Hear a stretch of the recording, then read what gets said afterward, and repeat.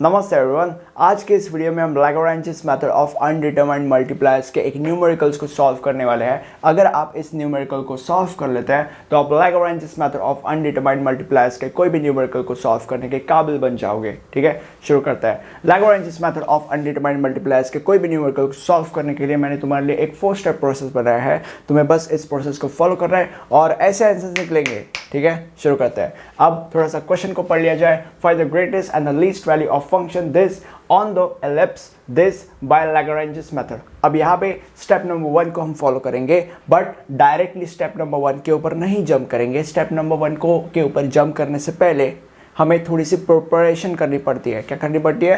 Preparation. ठीक है, अब ये प्रिपरेशन क्या है? तुम्हें सबसे पहले लिखना पड़ता है find the stationary values of u is equal to function and वो वैसे का वैसा छाप दो। ठीक है, एक्स वाई, और ये कंडीशन क्या है? Phi X comma Y is equal to, ये छाप दो। अब यहाँ पे एक चीज़ तुम्हें समझने की ज़रूरत है, वो ये है, अगर ऐसा है तो ये फाई का वैल्यू होता है। कभी कभी डायरेक्टली फाई का वैल्यू दिया जाता है या कभी कभी यहाँ पे इलिप्स या सर्कल दिया जाता है, but ultimately at the end of the day वो फाई का वैल्यू ही होता है। ठीक है, so X square upon 8 plus Y square upon Q minus 1, ये ऐसे इज इक्वल टू के साथ छापना नहीं है, ये 1 उधर लेके जाना है, सो दैट वुड बी -1। अब यहाँ से हम हमारे असली खेल की शुरुआत कर सकते हैं। स्टेप नंबर 1 दैट इज, ठीक है, अब यहाँ पे आपको बस वैल्यू सब्स्टिट्यूट कर देनी है। दैट इज, इसका value that is X Y plus lambda, इसका value X square upon 8 plus Y square upon 2 minus 1। Okay, अब स्टेप नंबर 2 क्या कहता है? डीएफ का वैल्यू सब्स्टिट्यूट कर देना है। डीएफ का फॉर्मूला लिख लेते हैं सबसे पहले हम। दैट इज,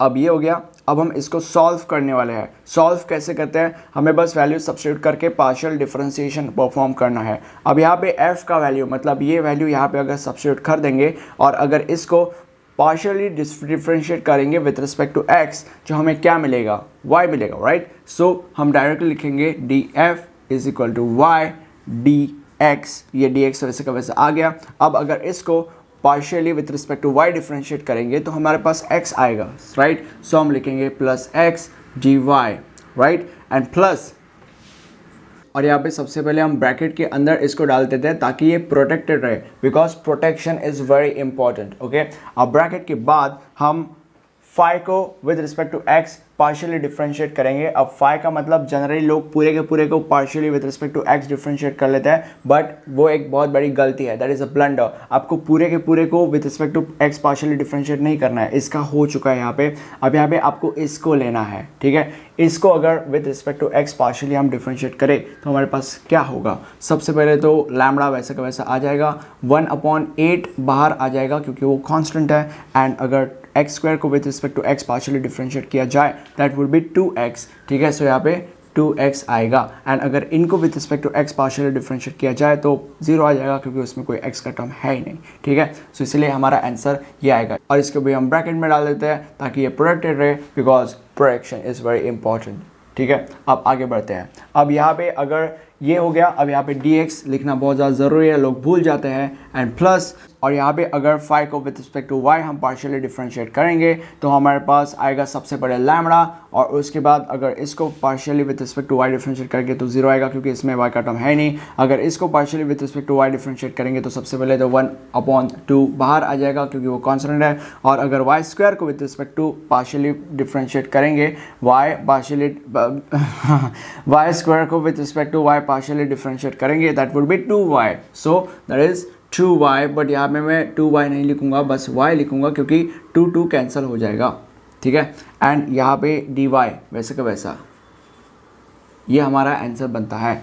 अब यहाँ पे हम चीज़ें कॉमन लेना चालू कर देंगे। सबसे पहले ये 2 कट हो जाएगा और यहाँ पे 8 की जगह पे 4 आ जाएगा, राइट, और ये df इज इक्वल टू, अब कॉमन कैसे होगा? y plus lambda x upon 4 D X plus X plus lambda Y D Y, ये हमारा कॉमन आएगा। अब यहाँ पे एक बहुत ज़्यादा ज़रूरी चीज़, यहाँ पे मैंने लिखा है कि इसके बाद आपको ये स्टेप परफॉर्म करना है, बट आपको ये स्टेप तभी परफॉर्म करना है जब आपको एक फीलिंग आएगी कि इक्वेशंस आसानी से निकल सकता है। अब यहाँ पे देखो, यहाँ पे अगर आपने इसको देखा और अगर ये इज इक्वल टू 0 है, that is a very good equation, और अगर ये इज इक्वल टू 0 है, that is also a very good equation. ठीक है, मतलब वेरी गुड इक्वेशन मतलब जिसको हम आसानी से आगे सॉल्व कर सकते हैं। ठीक है, एक सॉल्वेबल फॉर्म में, राइट।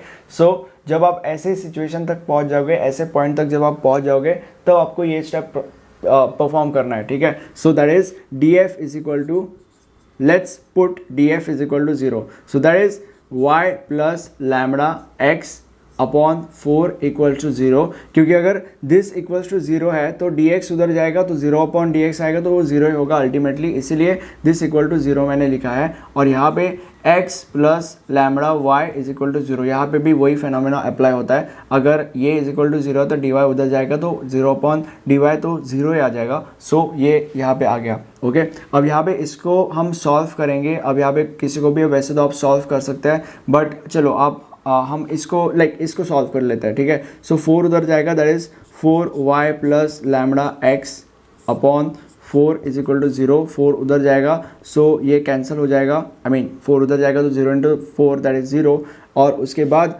लैम्बडा की वैल्यू निकालते हैं हम इसमें से। So that is lambda is equal to minus 4y, क्योंकि 4y उधर चला गया तो माइनस 4y, और यहाँ पे लैम्बडा x है तो x भी उधर चला जाएगा, इसीलिए वो उधर जाके डिवाइड में चले जाएगा, दैट इज अपॉन x। ठीक है, अब लैम्बडा की वैल्यू हमारे पास आ चुकी है। अब लैम्बडा की वैल्यू हम क्या करते हैं, इसके अंदर डाल देते हैं। सो अगर इसके अंदर हमने लैम्बडा की वैल्यू डाल दी तो that will be x plus minus 4y upon x, ठीक है, और into y is equal to 0, so that is x minus 4y square upon x is equal to 0, और x उधर चले जाएगा, that is x square minus 4y square upon x is equal to 0। x उधर चले जाएगा इसलिए वो cancel हो जाएगा, क्योंकि 0 into x is equal to 0। और अगर यहाँ पे हम x स्क्वायर की वैल्यू निकाल देते हैं, that is x square is equal to 4y square. ठीक है, अब यहाँ पे मैंने एक्स स्क्वायर की वैल्यू क्यों निकाली, क्या मुझे एक पागल कुत्ते ने काटा है? अनफॉर्चुनेटली नहीं काटा। मैंने यहाँ पे एक्स स्क्वायर की वैल्यू इसलिए निकाली क्योंकि हमारे क्वेश्चन में ही दिया गया है कि इलिप्स इज इक्वल टू ये इक्वेशन। अब यहाँ पे अगर एक्स स्क्वायर की वैल्यू हम डायरेक्टली डाल देते हैं तो उससे हमें बहुत ज़्यादा आसानी हो जाएगी चीज़ें फाइंड आउट करने के लिए, क्योंकि हमें यहाँ पे स्टेप नंबर 3 में एक्स और वाई की वैल्यू फाइंड आउट करनी है। तो अगर एक्स स्क्वायर की वैल्यू अगर हम इसमें डाल देंगे तो हमें आसानी से वाई स्क्वायर की वैल्यू एंड देन एक्स और वाई की वैल्यू आ जाएगी, मिल जाएगी हमें। ठीक है, तो वैसे हम करेंगे और इसलिए मैंने एक्स स्क्वायर की वैल्यू फाइंड आउट किया, मुझे कोई पागल कुत्ते ने नहीं काटा है। ठीक है, अब यहाँ पर आगे बढ़ते हैं। मैं क्या इसको रब कर दूँ? ठीक है, मैं इसको रब कर देता हूँ और यहाँ पे हम आगे कंटिन्यू कर देंगे। और आगे बढ़ने से पहले इसको हम नाम देते हैं, दैट इज़ इक्वेशन नंबर 1। और अगर हम आगे बढ़ते हैं तो इसको हम इन दिस इक्वेशन सब्स्टिट्यूट कर देते हैं, that would be 4y square upon 8। यहाँ पे लिखना ऊपर substituting this in this equation. So 4y square upon 8 plus y square upon 2 is equal to 1। That is अब ये 4 कट हो जाएगा और यहाँ पे 2 आ जाएगा, बिकॉज 1 4 इज 4, 2 4 8, एंड यहाँ पे वैसे का वैसे रहेगा। So that is 2y square upon 2 is equal to 1। 2 उधर चले जाएगा इसलिए यहाँ पे 2 आ जाएगा, एंड यहाँ पे y square is equal to 1 आ जाएगा, क्योंकि 2 उधर चलेगा तो 2.21 आ जाएगा, and y is equal to plus minus 1 आ जाएगा। अब y is equal to plus minus 1 को हम उसमें डाल देंगे that equation. So that is x square is equal to 4 into plus minus 1 और उसका स्क्वायर। अब किसी भी चीज़ का स्क्वायर चाहे वो प्लस हो या माइनस हो वो पॉजिटिव होता है, और इसीलिए 1 का स्क्वायर 1 ही होगा। सो दैट इज़ 4 इंटू 1, और इसीलिए आंसर 4 होगा, और इसीलिए x is equal to plus minus 2।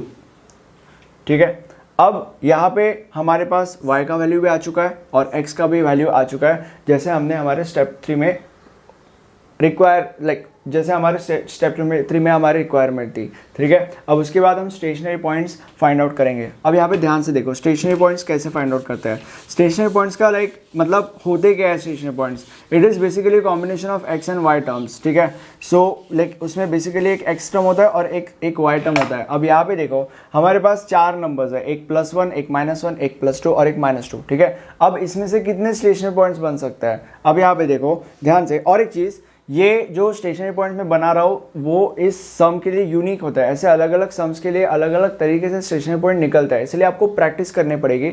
इसलिए मैं बोलता हूँ नोट्स खरीदो और नोट्स में मैंने जितने भी सम्स दिए वो प्रैक्टिस करो, जिससे आपको बहुत ही ज़्यादा आसानी से समझ जाएगा कि कब क्या करना है, ठीक है। और एग्जाम में आप बहुत ही ज़्यादा आसानी से 10 पॉइंटर स्कोर कर सकते हो, ठीक है।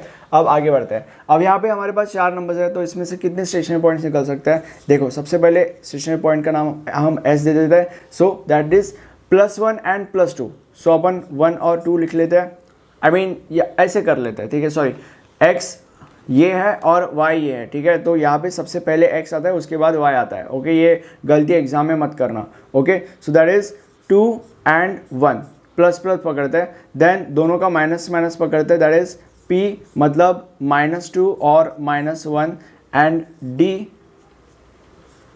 इसका प्लस इसका माइनस पकड़ते हैं, दैट इज 2 और -1 और F इसका माइनस और इसका प्लस पकड़ते हैं, दैट इज -2 और 1।